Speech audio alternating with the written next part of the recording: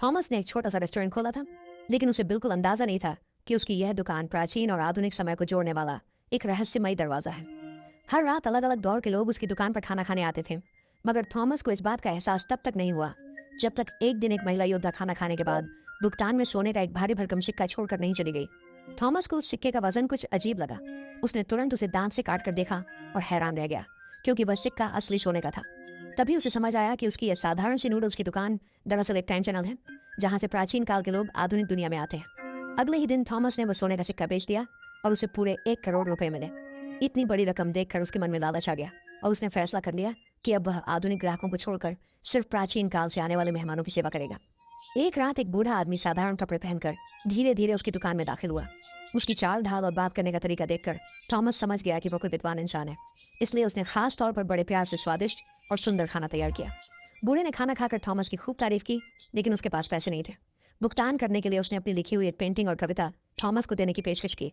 पहले तो थॉमस को लगा कि यह कोई मामूली चित्र होगा, लेकिन जैसे ही उसने उस पर लगी मुहर देखी, उसके होश उड़ गए। उस पर युआन राजवंश के महान मंत्री वू शान लांजिंग की मुहर लगी हुई थी। थॉमस तुरंत समझ गया कि उसके सामने खड़ा यह बूढ़ा आदमी कोई साधारण इंसान नहीं, बल्कि युआन राजवंश का मशहूर मंत्री है। उसने तुरंत वह सौदा मान लिया। खाना खाने के बाद बूढ़ा आदमी जाने लगा। थॉमस को लगा कि बदले में मिली यह कलाकृति बहुत कीमती है, इसलिए उसने धन्यवाद के रूप में बूढ़े को मिठाइयों की एक टोकरी दे दी ताकि वह रास्ते में खा सके।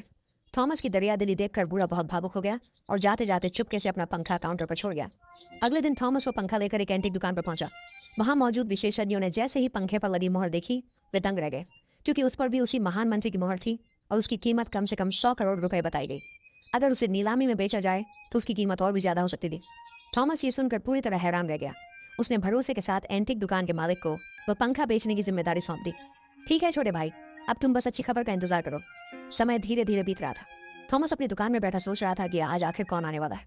तभी दरवाजा खुला और एक परिचित महिला योद्धा अंदर आई। नमस्ते, आपका स्वागत है। थॉमस मुस्कुराया और बोला, अरे योद्धा जी, आप फिर आ गई। लेकिन इस बार महिला योद्धा की आंखों में शक था। उसने तलवार की मूठ पकड़ते हुए गुस्से से पूछा, सच सच बताओ, तुम इंसान हो या भूत?